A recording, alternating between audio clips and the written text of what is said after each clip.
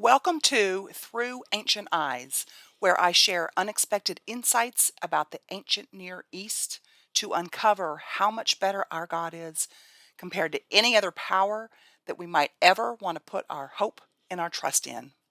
I'm Gail Heaton, and I want to welcome you. And if this is your first time here, I want to tell you a little bit about what I do every week. So, what I do is I take a little bite sized piece of ancient Near East culture for you and I draw it from the week's Torah portion. And the reason that I'm focusing on the ancient Near East is that I want to give you a better understanding of the culture that the Torah was given in and lived in. Because I think that if you know what the ancients were up against, then you can get a greater sense of how God met them right where they needed him to. And when you see what he's done for the ancients based on these cultural insights that I'll give you, you might just trust him that much more in our own modern culture today. So that's the idea. We are in the Torah portion called Vayigash, and that means and he drew near. So we have Jacob, who's also called Israel. I'll probably refer to him as Jacob. He heads out to see Joseph, and the city, the town of Beersheba is on the way, and Jacob stops there at that well of oaths. Remember that? That was the place that we talked about in an earlier lesson with Abraham and the tamarisk tree. Abraham gets possession of this well from the Philistine king Abimelech, and it's at this well that Abraham kind of puts down the first of the roots in the land. Maybe not in so much in a legally binding sense, like we learned in a later Torah portion where he purchased the burial cave. But that's this. What happened here at the well is like the first little roots into the land. And now Jacob only passes by on this way as he goes down to Egypt. Now, I'm going to say that any if there's any time that Jacob needs to hear from God, it's at this moment, right? Um, because he's going down to Egypt, and it is here that he gets that reassurance from the God of his forefathers. Genesis 46:3. I am God, the God of your father, he said. Do not be afraid to go down to Egypt, for I will make you into a great nation there. Okay.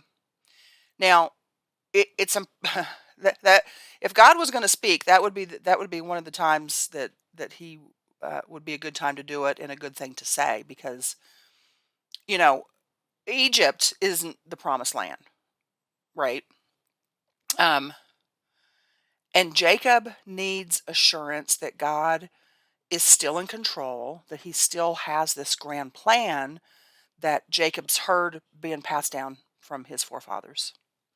And it seems that the plan is to make um, Jacob's descendants, the children of Israel, a great nation within those borders of Egypt. Now, Egypt, uh, that's a place that has a multiplicity of gods and a religion that is um, of like it's a religion of death. And this religion is deeply entrenched in the minds and the hearts of the people, the Egyptians and other people that are living there. So in the ancient Near East, religion permeated every aspect of a person's life. Okay. It's not like how it is today where we kind of have this duality. Well, this is my religious life and this is my secular life. In the ancient Near East, it just was all one thing. And the gods were little g gods. They were as real as anything that could be seen and felt and experienced. These gods were considered to be the power and the powers behind the created world. but they were known to be fickle and demanding and very often frightening.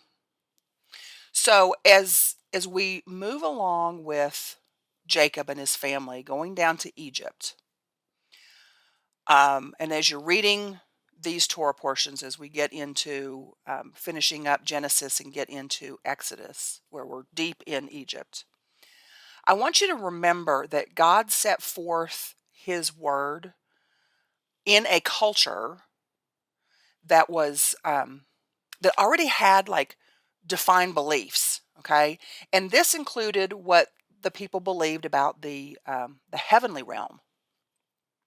So what what the ancients thought about this heavenly realm is something important for us to know at least a little bit about.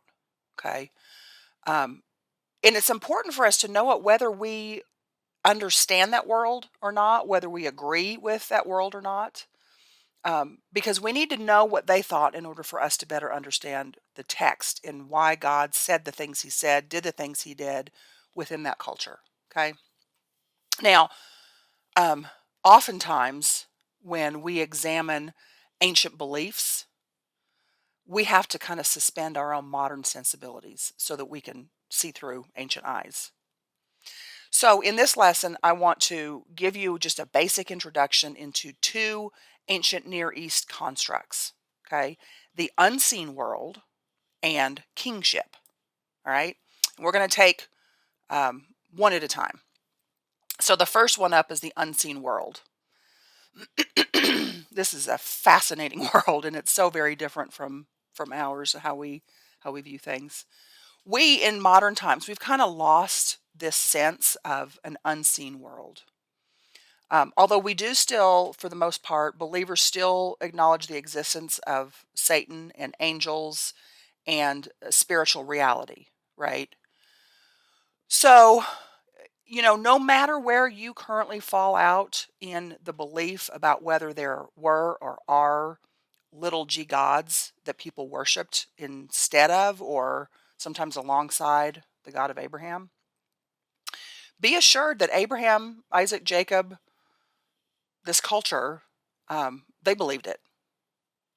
And it's interesting. We can go to Ephesians 6:2, and we can see Paul's theology of principalities and powers.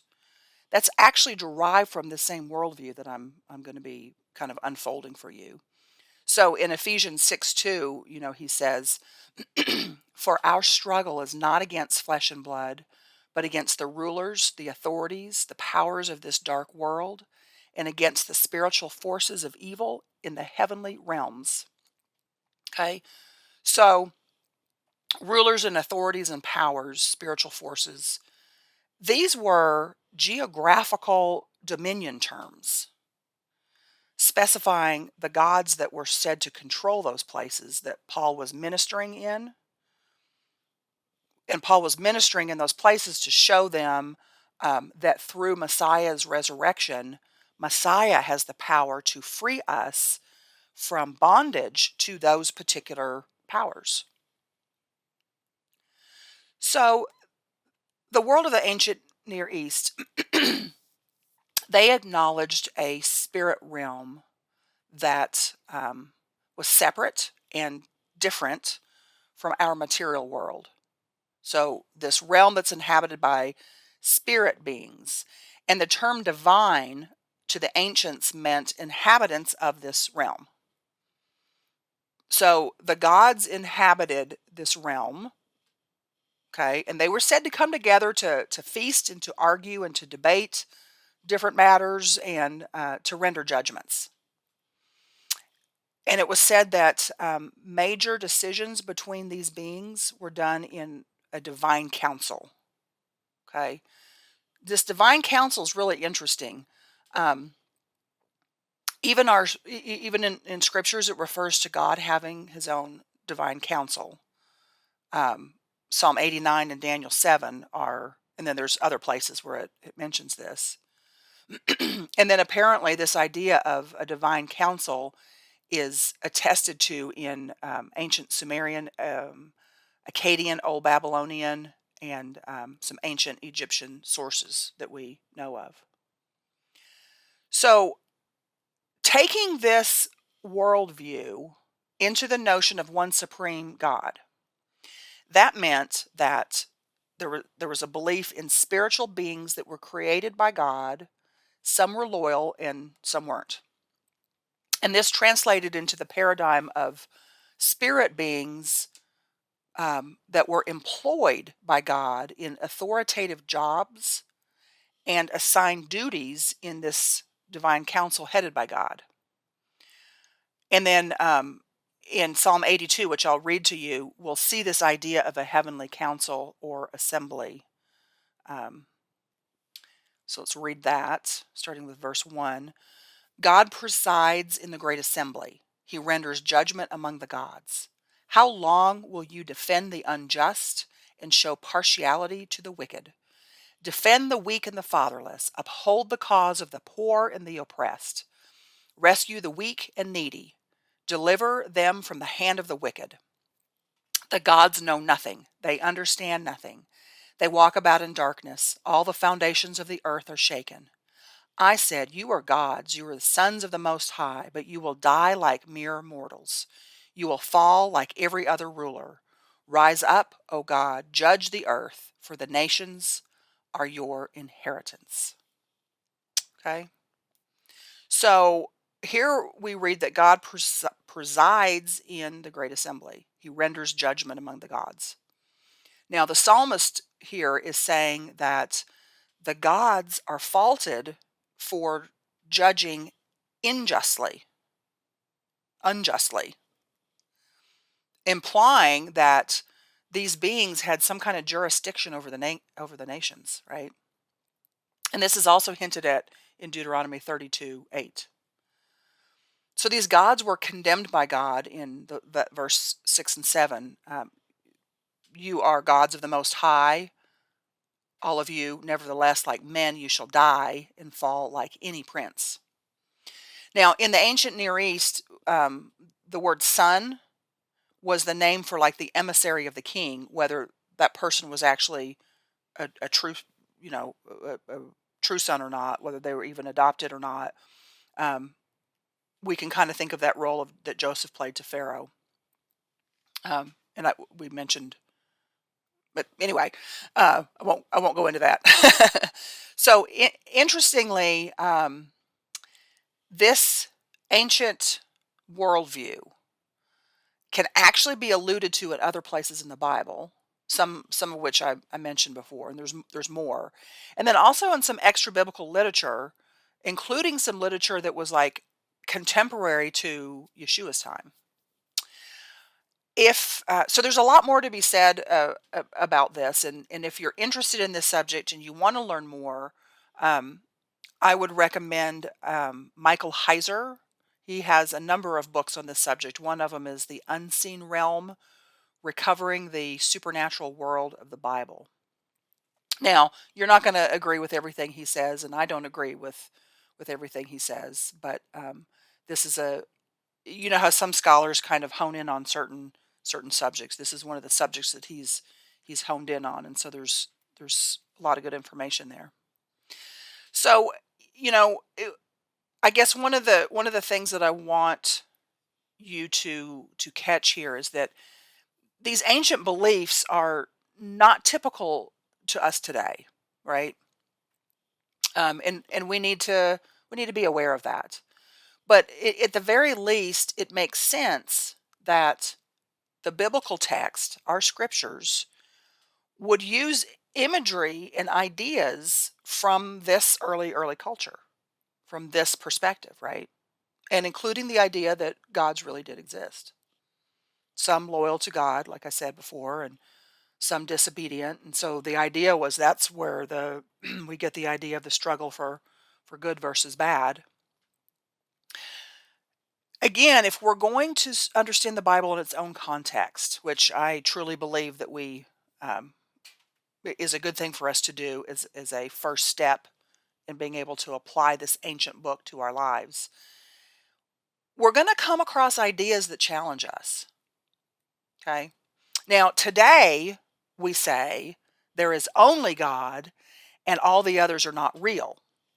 I mean, most people say it that way. But to those to whom the Bible was written, a God could be real, but also false. Okay? So it's into this mindset that the God of Abraham, Isaac, Jacob reveals his nature. And what God is trying to tell us, and what God was trying to tell them, was that he is not merely the greatest of all spiritual beings, as though he was like in a hierarchy of gods. He's like the top dog, that he's a species of a larger group of divine beings, and he has things in common with these other gods. No, what God is trying to say within this worldview is that he is utterly unique. He is separate from his creation. He is a class all his own. And that would have been extraordinary for his audience to hear that.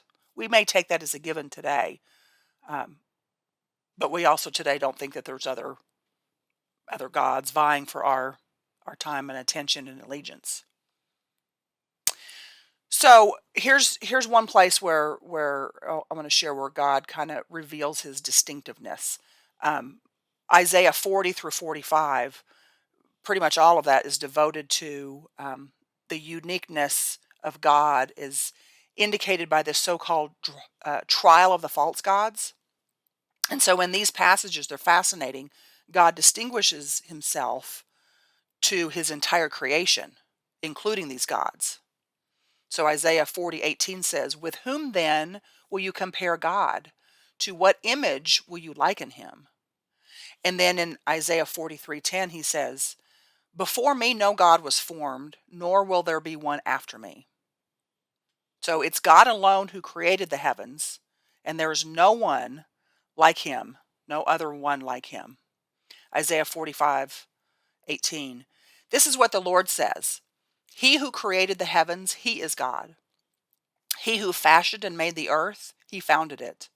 He did not create it to be empty, but formed it to be inhabited. He said, I am the Lord, there is no other." Okay? So he's making the differentiation that he, as creator, and remember chapter 1, or Genesis, Bereshit, that lesson, create carries the idea of bringing function and purpose to the created. So God as creator, he is the supreme sovereign. Okay. When he says these things, these are substantial indicators of his uniqueness among those that he created to inhabit the spirit realm. So even if God's maybe from the spirit realm and God is of the spirit realm, even so, to the ancients, God and little g gods were not in any way the same. So to speak of God as supreme, that didn't just mean, like I said, top dog. Okay. And that's kind of more in keeping of if you've ever heard the term henotheism. Um, but to speak of God from the point of view of the ancients as supreme meant that he was ontologically different from all the other spiritual beings, like different in every aspect. It's just a big word. There's none like him. He cannot be usurped by another spirit being or by anything that he's created. So, in a lot of ways, these terms like polytheism, multiple gods, monotheism, one God, henotheism, this hierarchy, um, because each one of those terms come with their own sort of modern theological baggage, they're probably not even really good terms for us to try to get at what the ancients believed. So, um, again, even though it's noted that God maintained a divine council, he's not subject to it. He alone is uniquely sovereign over everything in creation, such that all praise and honor and glory and worship belongs to him and him alone, which makes him our supreme king. Okay?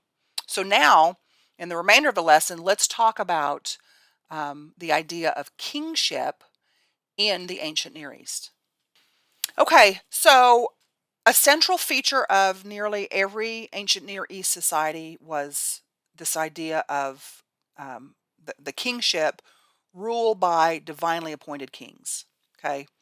Oh, and also, if you're interested in learning more about kingship in the ancient Near East, I recommend Rico Cortez of Wisdom and Torah Ministries. So the pharaohs of Egypt were thought to be sons of gods, adopted by the god through this central ritual that involved a coronation ceremony. And this ceremony and this ritual was the means by which the king ascended to the throne to be endowed with power and authority that was granted to him by this god or gods.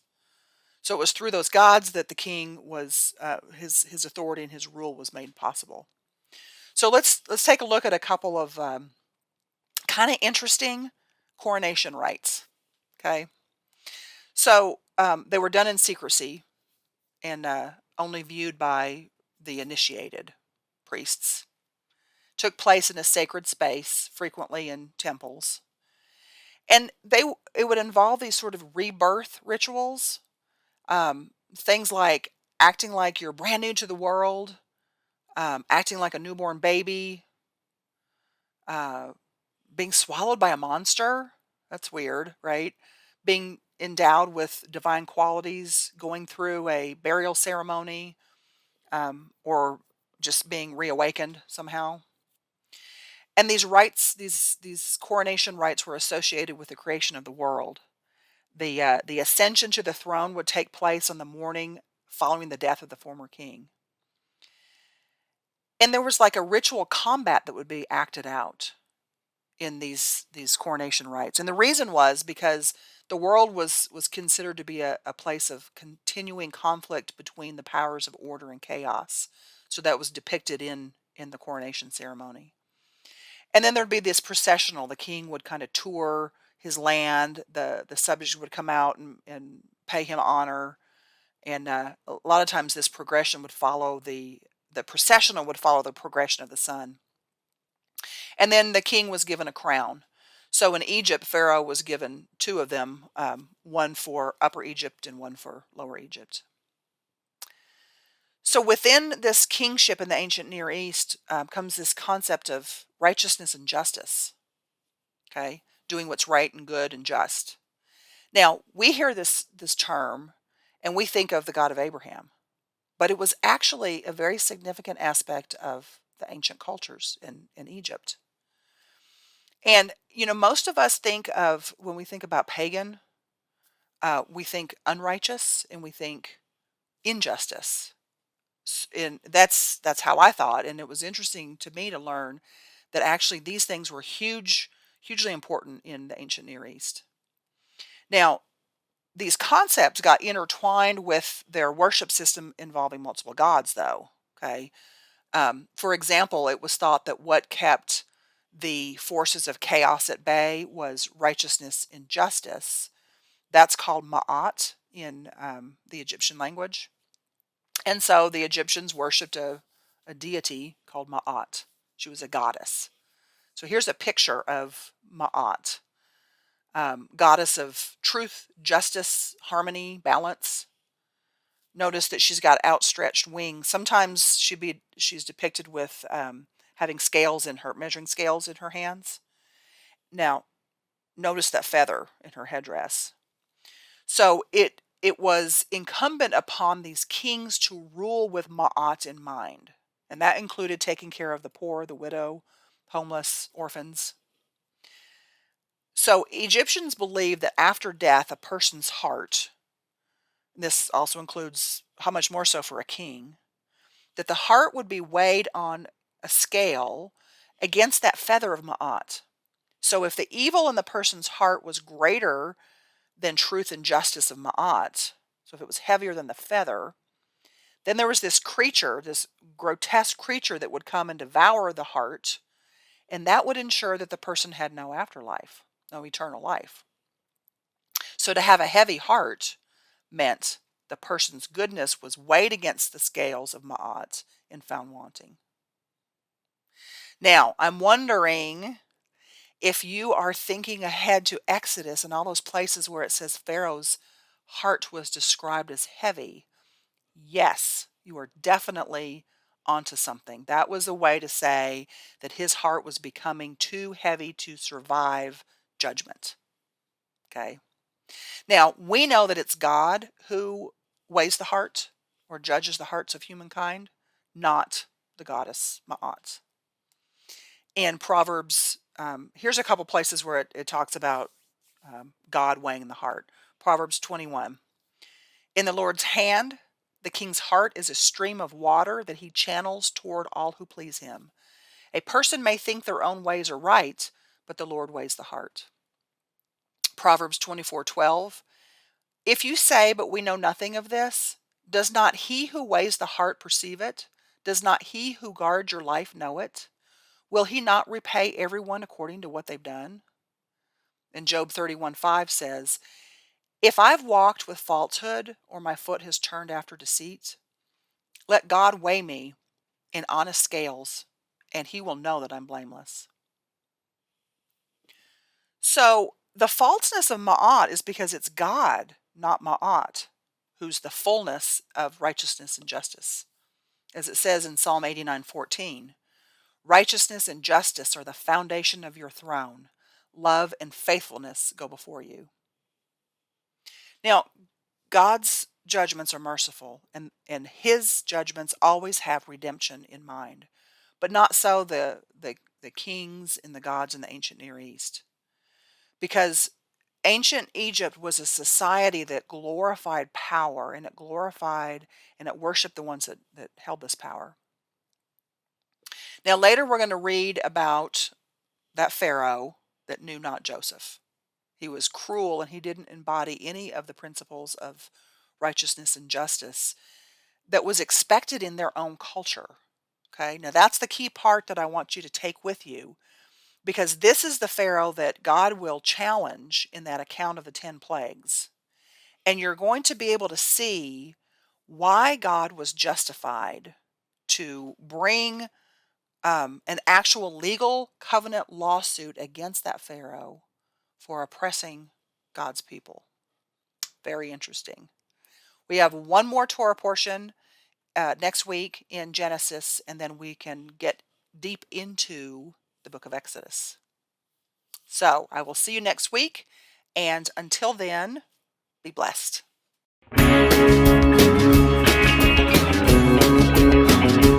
We are richly blessed to bring you what we believe is the fullest, most diverse, yet up-to-date progressive teachings, discussion, and prayer programming you can find anywhere on this planet.